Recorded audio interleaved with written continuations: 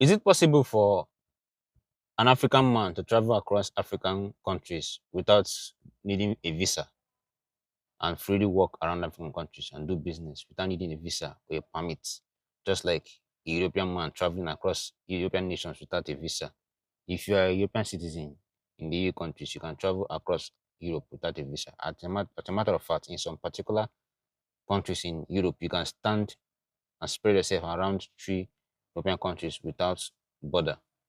But the same is not so in Africa. Why? Those who create a borderless country told us to use border so they could divide us and conquer us.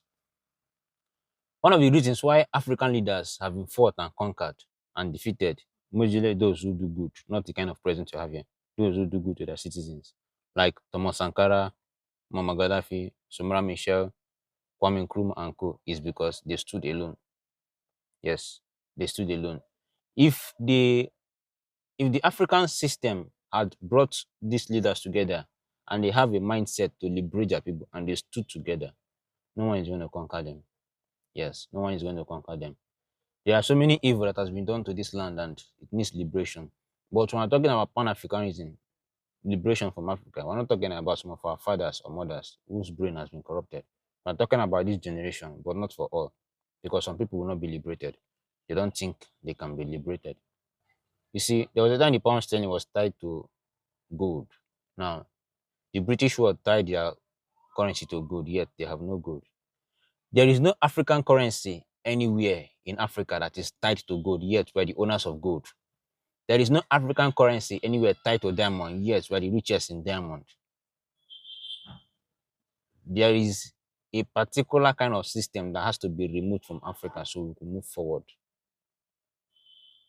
I am very happy for Ibrahim Traore, the president of Mali and the president of Niger, for what they did and what they are doing. I strongly believe that so many other leaders will follow their footsteps.